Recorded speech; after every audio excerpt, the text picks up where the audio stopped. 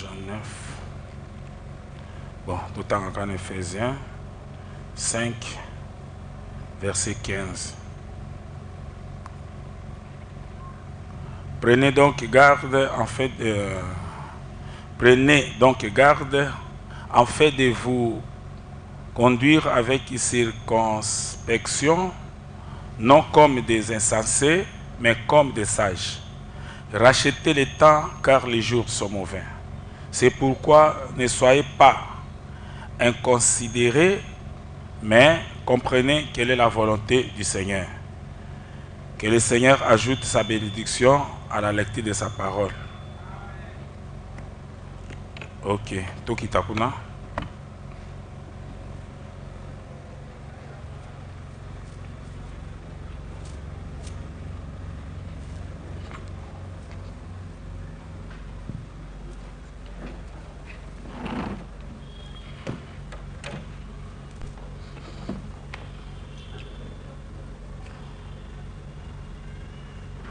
Tosuka wapi?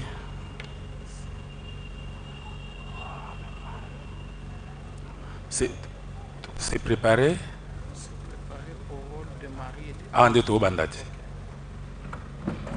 Ok. Ça va. Nzambe apambola bino. Toza na Nzambe, toza peuple na ye. Et bureau ya Nzambe ezalaka na négligence te. Bureau na Nzambe ezotambola na ordre. Ndenge bozawana Nzambe abungi bino te. Abungi kana bino te, ye moto amemi bino awa. Pe alobi likomba akozala te na ndako na ye. Bino ndenge bozawana moko na moko. Nzambe ebi mobali na ye, Nzambe ebi mwasi na ye. Sikoyo lokola libala oya bino esenge ute pa na Nzambe, Nzambe sikoyo ava pesa yo eloko, il faut à préparer yo pona eloko aliko pesa yo. Est-ce que vous comprenez? Amen. Na ata na mokili avo koma chauffeur, baza ko préparer moto po akoma chauffeur. Bakozo akamio te ba pesi ka mbama banota musate. Bako préparer na formation, ba entraînement jusqu'à ce que ce qui a commis normal nde ba pesi camion a commis ko tambusango. Ndenge moko na makambo nyos, il faut ba préparer. Okoza na ministère, oui eza, mais potea il faut ba préparer. Okoza na don, oui ezali, mais pour doit fonctionner, il faut ba préparer. Boza ba célibataire, Nzambe moto apesi droit pe l'ordre obino boko ko s'adapter en osa di bobala. Mobala koza ye moko te, ifaza na mwasi na ye, mwasi akoza ye moko te, ifaza mobali na ye. Donc po Nzambe sikoyo apesa bino esengeli a préparer bino. Libala o Nzambe akopesa yango elingi koloba te ke yo sale fort moko boye te. Yo komi se mettre tout simplement na ba principe na ye. Par exemple, ndeto lobeli po na makambo ba profession. Ko ça la formation mo quelconque à niveau moko alikolo. C'est-à-dire tango yo zui ba matia o esili, ba bondeli Nzambe tango to aussi ça no bonde pona bino, yo ko keneka ko sala demande l'ange ye moko akopesa musala. Parce que ye moto enseigné yo ou accepter pe tango yo ke luka musala, okomona ata bato bazai combien ba ko rejeter mais yo ko zo musala. Est-ce que vous comprenez? Pour Nzambe ne moto opesa. Pe makambo ngo ekosalema automatiquement. Ekosalema automatiquement. Donc problème toza nango awa yango wana. Bato nyonso to bozoma baza libanda oyo parfois baza na ba mabala na bango wana eza en ordre te na Nzambe. Ata ba mama o baboti bino, ba papa o baboti bino, ba mabala o baboti bino nango eza en ordre te liboso na Nzambe. kokanisa te ke eloko elekani te na ba principe na Nzambe bongo so moto nga kufi te azaki ne na libala te eza libala te Nzambe ya biango te libala oyo ba na Nzambe eza oyo eleki ndenge luba Nzambe lobi mais bino bozui grâce ke boko ma place Nzambe azali pe bino Nzambe azo préparer bino po apesa bino libala oyo wuti na ye akopesa mobali oya yo akopesa yo mwasi oya yo akopesa bino misala oyo bokovanda nango stable akopesa bino opportunité ya makambo kobota pe kotangisa bana pe santé ya malamu pe ndako na bino bokozala na kimia ese bozolanda biloko nyonso tu wana Nzambe nde moto asalaka yango puisque tango atiaki Adam na Eve na Eden bango basalaki eloko moko te ye asalaki nyonso tu atie bango wana bazo vivre na eloko ya salaki eloko wana lelo Nzambe azongisi yango eza na église na ye ndenge moko Nzambe akosalaki no azui oyo mwasi alakisi yo mwasi na yo alakisi yo mobali na yo pe ye moko ko pouvoir ndenge pouvoir raki na Eden nyonso tu ezalaki normal bazaki na biloko kolia bazaki na santé ya bien makambo nyonso ezalaki bien de ndenge libala obino bozo landa siko ba principe po epesa mela bino yango wana est-ce que vous comprenez? Amen. Eza eloko ekouta na makanisi note po yo yebite eloko neza liboso na vino mais Nzambe ayebi nyonso lokola Nzambe ayebi fo yo mitika nde na maboko na Nzambe Nzambe asaela yo ok yango wana tosukaka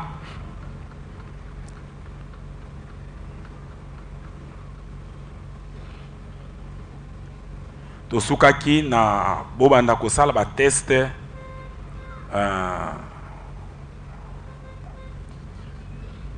test en ligne, hein? Effectuer des tests d'aptitude en ligne. Tout le monde sait que ma makamwana que de bozana la profession moko ya beau réfléchir vous avez cible c'est très important pour et permettre bino pour en ligne peu que ça commerce en ligne peu au koko sala tangato partir to suka ki na comme ça to kota place to zobanda effectuer des tests d'aptitude en ligne et sengel boko makomesana boye ba ko sala ba test ba nini ba test na en ligne komeka makambo nyonso tu basaka ndenge nini est-ce pona bando somba biloko par ba commande na ko sa ndenge nini eloko wana tango yo ko sala e kese na moto asai na ndenge na ye ya yo Nzambe ko bénir yango est-ce bozo comprendre makambo o bino boko sala eza différent na o moto azo sala na ndenge na ye ya yo Nzambe ko bénir akopesa ba client belé akopesa ba bénéfice belé pe yo ko zwa mbongo na parce que eza ndena maboko ya Nzambe donc c'est ça. Cela vous aidera à déterminer quels sont vos points forts et quel type d'emploi vous devrez considérer. Yango ekosala ke yo koma koyeba ke ngambo nini yo za makasi pe point na yo o yo ko vanda po osalaka eza nini. Une formation professionnelle réfléchie et ciblée est très importante. Formation o eza professionnelle o yo ko koyeba yango eza très important mingi pona yo. Elle devrait commencer le plus tôt possible. Pe kozela zela te yo banda yango mbala moko kosaba recherche on eza te non na kosala te c'est-à-dire Nzambe alobi o banda yango mbala moko o banda déjà kosaba recherche on ndenge okuti moto musu asalaka bosaka ngo ndenge ni bona botutu soki mba mususu abino pona la kisayo il faut pesa quelque chose au PC non ndenge za boye basala sati o bana ko ba client boye oko sécuriser compte no boye nini compte na yo tout nyonso tout pour moto akota te abebisa nyonso tout ba olakisa. Est-ce que vous comprenez? Plus vous repoussez cette formation professionnelle, moins vous serez prêt pour l'époque suivante de votre vie. Donc, tant que vous avez repoussé souvent, wana vina yope yebake ezo kutwama potoza libela te. Ozaki par exemple ça 10 ans na moki. Mais yo au retardé pour ça là eloko nzamba yebisio o lekisi ti 3 ozo zela kaka. Comment ko ba tango ozo zela bongo mikono peza ko diminuer. Donc singo bandango mbala moko pour okokisa devoir na nzambe. Nzamba lui multipliez-vous. Donc pour se multiplier, pour se multiplier et sengeli o pratiquer déjà makamunza mazoebisa nzamba koto na musala akoto na bénédiction directement au kokisa o nzamba lobi pona. Est-ce que vous comprenez? Souvenez-vous aussi qu'il n'est jamais trop tard pour approfondir vos études ou votre éducation.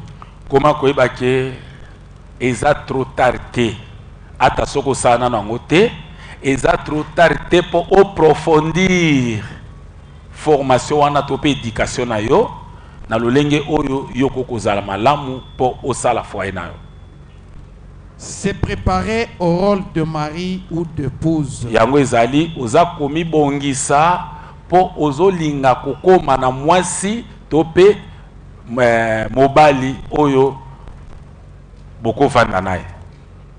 Troisième point, se préparer au rôle de mari ou d'épouse. Eza komi bongisa po ozala mobali o bali tope mwasi oyo azana libala.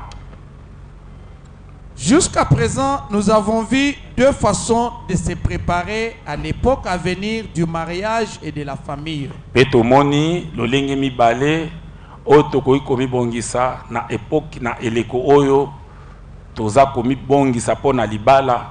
La famille nabiso. Que peut-on dire au sujet de la préparation pour les rôles, même de mari ou d'épouse? Tokoi koloba nini lolenge nini toko ko mibongisa pona kokoma mobali oyo azana foyer tope mwasi oyo azana foyer. Le célibat est une période très cruciale pour se préparer à ces rôles. Donc ndenge boza ba célibataire wana eza tango moko oyo ya malamu mingi koleka po yo osala ba misala wana o se préparer puisque tango kokoma déjà na ba étape mosusu e kokoma difficile na moni saka bino lelo ceux qui oyibi makamona te okotika na ngomba mo par exemple au bali moi ezate tango bana oboti déjà okomi na ba difficulté wana moi o avancer les sous ko simate moi naza malade bona botu au monde ndako komi kuna ko foutre la problème ba mususu mwasi lamba eza malamu te ba besoin mususu en église ba senga ki pe biso boye nyonso tu wana ekomeli au charge. Est-ce que vous comprenez?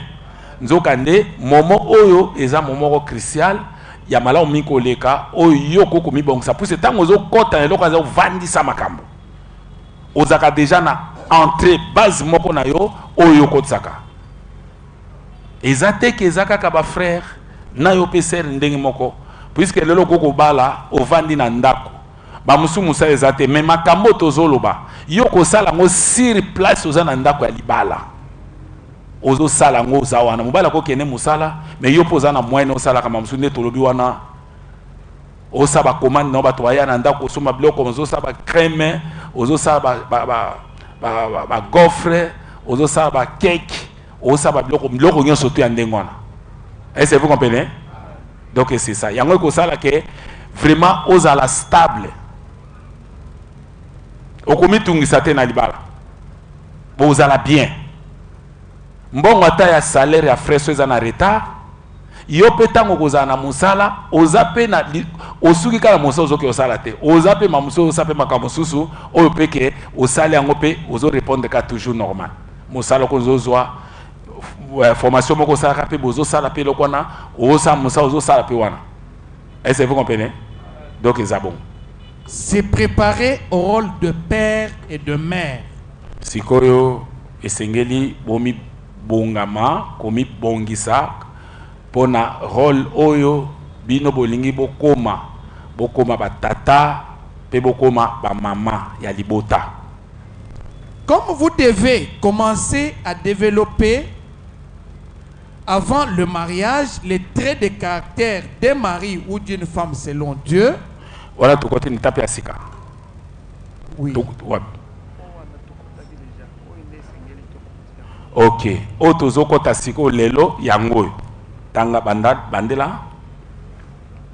Tout comme vous les jeunes célibataires. Bandela titre nango. Se préparer au rôle de père et de mère. Sikoyo otozo zwa lelo ezake nazomoni sabino ndenge ni bokoko mi se préparer po bozala batata ndenge boko mi se préparer po bozala ba mama na foyer na bino. Tout comme vous les jeunes célibataires, vous devez commencer à vous développer avant le mariage. Bino sengeli bo banda ko se développer makambo liboso bala. Amen, amen. Amen. Il faut banda ko se développer makambo na yo liboso obala. Mais c'était koko sala ko na kati kuna te na yebisa bino ke mota banda ko abunda ka bitumba te ke bitume ko boy nda préparer te. Oko préparer liboso okota déjà na kati wana o préparer qui déjà. C'est ça qu'on préparer pour ozala papa ya foyer, maman ya foyer moko. Vous devez développer les caractères de mari ou de femme selon Dieu. Et sengeli bo koma komonisa caractère oyo ya mwasi ya libala pe mobali ya libala ndenge nzambe alingi ke bozala. Vous devez aussi développer les caractéristiques dont vous aurez besoin en tant que parent. Bino sengeli pe bomonisa lolenge obino esengeli bozala lokola batata ba parents ya famille. Lorsque vous comprenez que le rôle des parents est d'élever les enfants selon Dieu. Bokoma koyeba ke bokoma ko comprendre boyeba boye ke eloko bino bokota nango ezande po bozala ozala papa oya foyer moko koma koyeba ke okozana bana pe okobokolo bana wana. Okozana bana okobokolo bana wana. Ezate que comme c'est loko moko boye okozana charge bana wana bakoko bela koma koyeba ke ozana charge na bango ya bopito mwasi akoko bala akoko bela okozana charge na ye mwasi akobota charge ezali bana baona tout makambo tango zokota yeba déjà que zokota préparer déjà biloko wana nyoso tout. Selon Malachie chapitre 2 verset 15. Kokana Malachie chapitre 2 verset 15. Ce niveau de responsabilité des parents prend une autre dimension. Nangonga wana niveau oyo ya responsabilité na bino po bozala ba parents koma koyeba ke ezui dimension mosusu ezali sute ndenge yo zawana. Malachie combien? Malachie chapitre 2 verset 15. Malachie 2 verset 15 et l'obine. Nul n'a fait cela avec un reste de bon sens. Un seul l'a fait, et pourquoi? Parce qu'il cherchait la postérité. La postérité que Dieu lui avait promise. Prenez donc garde en votre esprit. Et quelqu'un ne soit qu'aucun ne soit infidèle à la femme de la jeunesse. Est-ce que vous comprenez? Nul n'a fait cela avec un reste de bon sens. Un seul l'a fait. Et pourquoi? Parce qu'il cherchait la postérité que Dieu lui avait promis. Prenez donc garde en votre esprit et qu'aucun ne soit infidèle à la femme de sa jeunesse. Donc, beaucoup makoyeba ke lokola bino bozolinga ke bobala lokola ozamona moke nzambe akopesa yo mwasi keba ke ozala infidélité na mwasi oyo yozuye na ki jeunesse na yo. Est-ce que vous comprenez? Nzambe azokebisa bino selon ba formation azopesa bino. Que mwasi wana yozuye oyo akopesa yo na ki jeunesse na yo, mwasi wana ozala infidèle na yete bokozala na ye na vie na yo mobimba. Est-ce que vous comprenez? Ceux qui font preuve de sagesse prennent le temps d'étudier les façons de répondre. Yangwana nakati na makambo nyonso tu ba oyo bakozwa façon moko po ba réfléchir na sagesse bakozwa temps po ba répondre na makambo oyo. Amen, amen. Amen. Mais ateke okotango kozanga sagesse te. Il faut kotango avec sagesse. Oyo bake responsabilité na zozo yango ezabo. Na okoma déjà papa ya bana, na okoma déjà parent o na sengeli na kolesa bango, na kofutela ndako, na kosoma place ifo na tonga bana na ngabaza na place ba makambo nyonso tu wana. Yangwana il faut réfléchir liboso po okota na yango, kokota ngo sa sagesse te. Il faut kotango avec sagesse. Proverbe 15, 28. Proverbe 15, 28. 28. Proverbe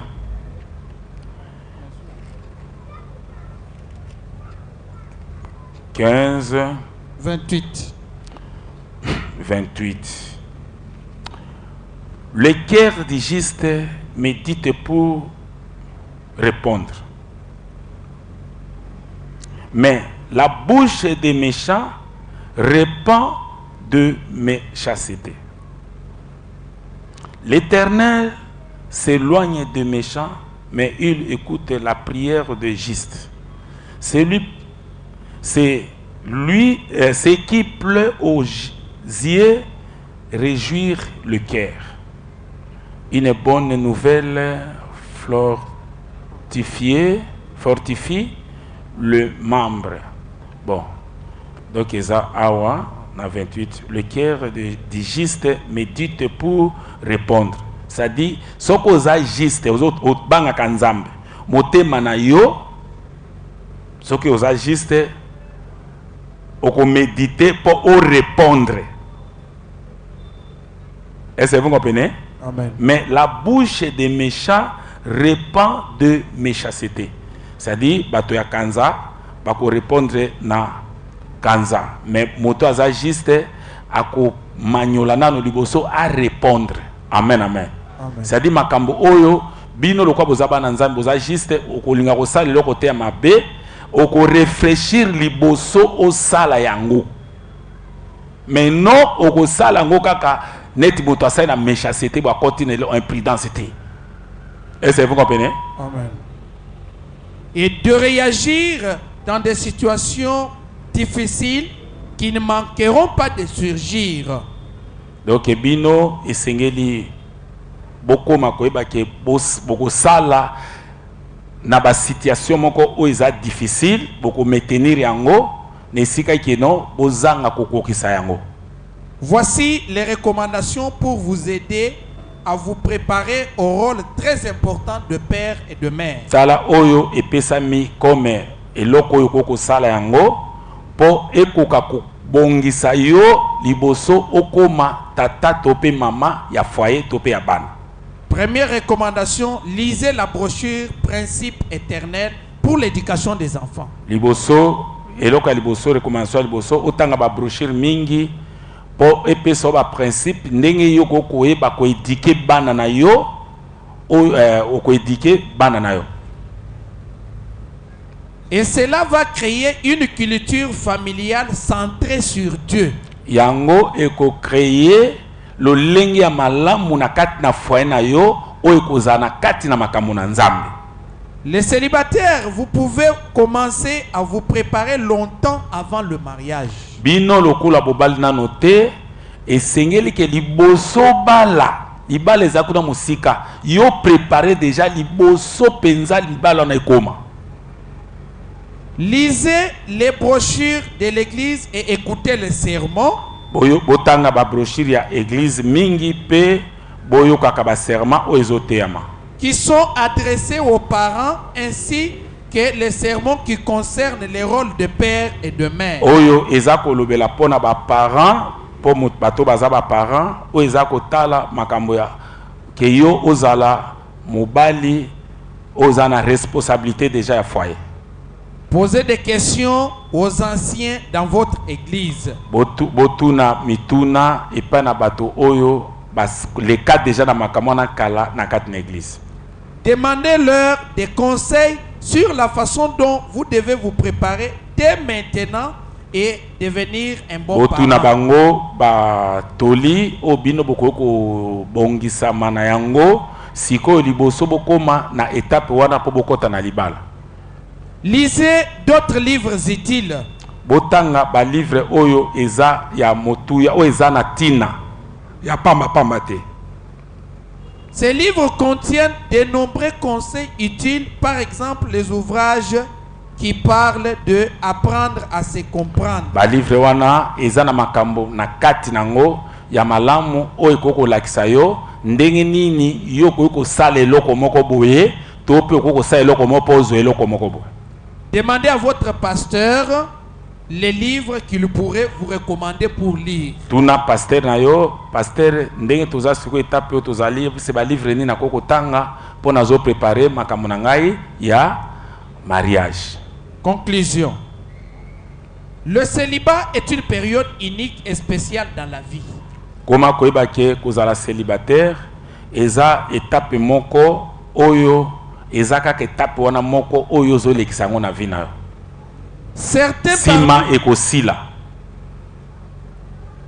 célibataires considèrent cette période seulement comme une époque d'amusement ou de jeu. Donc bato mususu ba célibataire mususu période oyo bino bozana yango ya zo lekisa ngo ko période moko boye ya ba jeu ya ba plaisir ya ba plaisir moko boye ya posakana nzokande eza période oyo yo esenge otale la malamu oyo yo lingo sala eza libosona.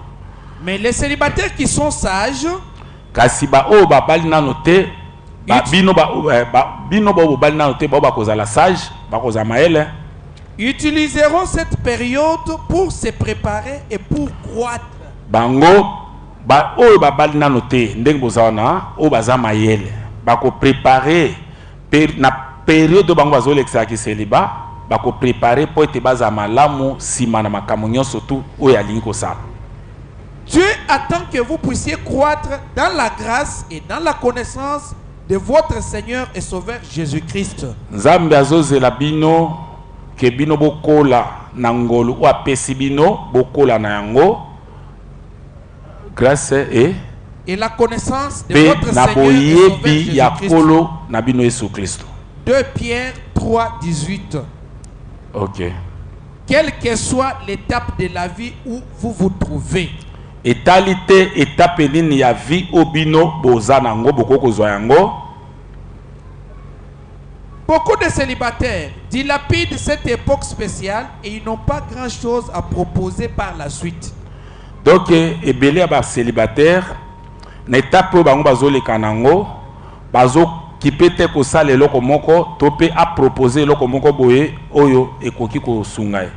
Mais les célibataires selon Dieu utilisent cette étape pour poser une fondation spirituelle inévitable. C'est-à-dire ba célibataire oyo baza juste ba nzambe bango étape oyo ya ki célibat bango bazolekisa yango azoluka atie eloko moko boye comme base moko na ye oyo koko sunga ye na étape oyo ya kokota nango azane eloko moko eza stable, c'est-à-dire fondement moko boye oyo akoko zwanango. Par exemple ça eloko moko musala moko boye musala ekoti la kombon, donc o préparer yango que avant kota na eloko na mariage o sala eloko ane vandi peza wana pezo sala eloko moko boye avant yokota. Ils doivent utiliser cette période pour préparer sagement un emploi. Donc oko salela étape oyo zanango pona koyeba ke sengeli ozwa mosala moko boye. Une carrière ou avoir des compétences qui doivent vous aider à garantir votre réussite. Tope ozwa eloko moko oyo koko sala po yango ezala garantie na yo oyo ekozala réussite pona vie na yo, c'est-à-dire ko bongisa vie na yo. Vous devez utiliser ce temps pour étudier. Tant oyo bino bozana ngo bosali yango pona koyekola rien que makambo wana liboso bokota na étape wana. Vous devez utiliser ce temps pour vous préparer et bâtir les caractères et les habitudes nécessaires pour devenir un mari, un père, une épouse ou un époux de Dieu. Bo bongisa yango po bozala bo bongisa yango pe ba caractère na bino po ezala ke okoma koyeba ke oza kokota na étape oyo ya libala. Que vous soyez jeune célibataire Ozala célibataire oza elenge ou plus avancé en âge, tope oyo okomi déjà ma mokolo mais bala tope okabwana mobali, il est temps de vous préparer dès maintenant pour l'étape suivante de votre vie. Yango sikoyo oyo koki ko bongisa makambo nyonso tu pona étape oyo yozo kende po kota nango. La préparation faite selon Dieu, bon, komi bongisama oyo nzambe abongisi po oyo nzambe asali po abongisa bino apportera des bénédictions et une vie abondante. Yango ekomemela bino lipamboli pe vimoko ya malamu koleka. Amen, amen. Amen. Omoni makambo nde tozoyoka ngo mba musubo komona ngo simple po bozoyoka, mais oyo eloko bozoyoka yango eko apporter bino bénédiction pe abondance na vie na bino. Rien que po yokaki, rien que pousse ozwaki yango pe passer a bondeli, c'est-à-dire eloko nzambe abongisaki pona ba o bakoyoka a bénir bango pe akomisa bango na abondance. Mbongo ndako noza biloko ebele kozala bien. Euti na nini? Euti na préparation o nzambe abongisaki pona bino. Dès que bozaki devant votre pasteur pe boza formé ou bien boza formé nango alakisi bino boyoki bondimi le reste etikali siko pona ye. Yo sala kaka sobi ke no luka musala luka sala bo osali sala bo sali yango eko ede bino nzambe ako bénir bino makambo zoyoka pe ako bénir bino kozana abondance, mbongo ebele, bilamba ebele, ndako na yo koza bien, biloko makambo nyonso to ekozala bien. Eza yote nzambe nde moto akopesa yo yango.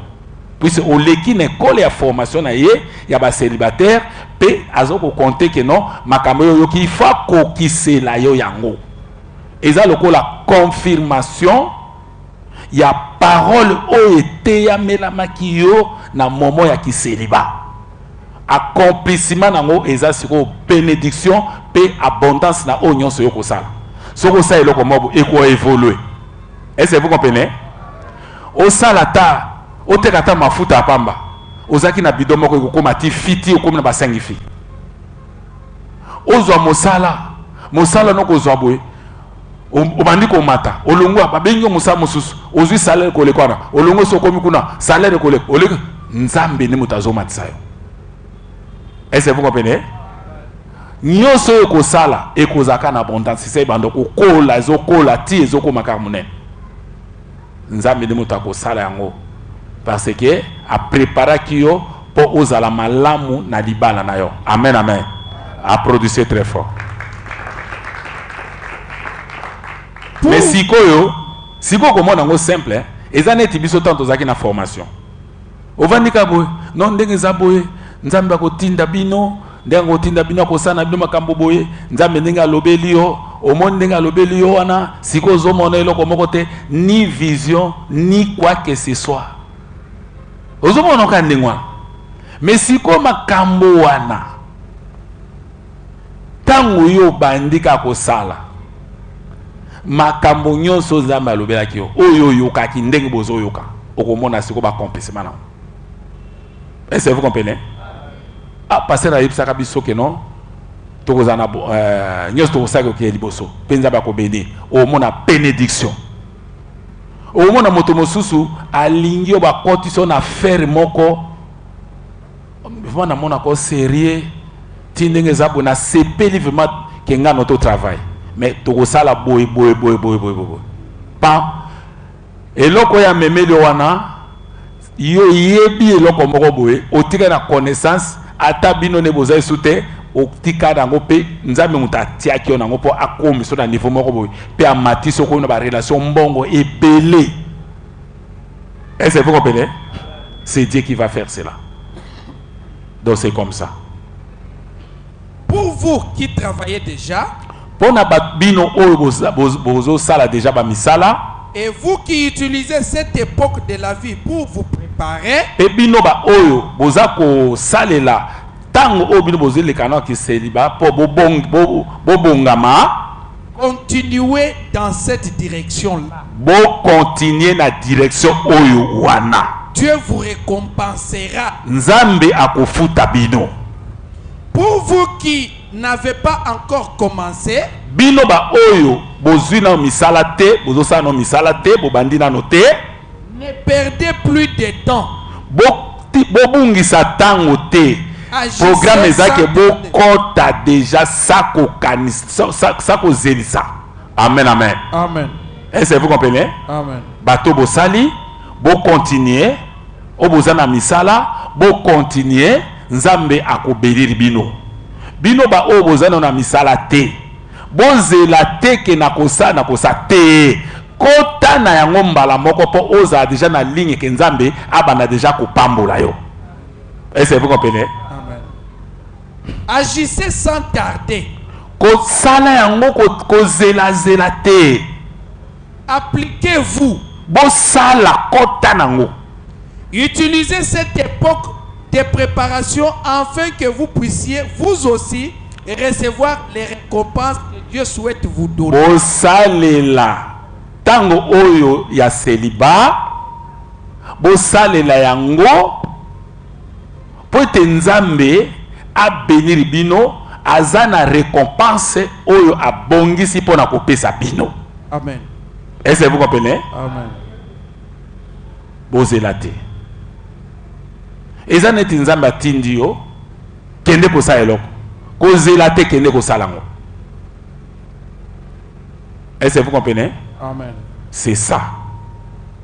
Que Dieu vous bénisse. Amen. Na mointo suki wana mboka eza mabe na koko garder bino longtemps te puis c'est to lekisi tango ebele tango tozaki ate. Que Dieu vous bénisse. Amen. OK.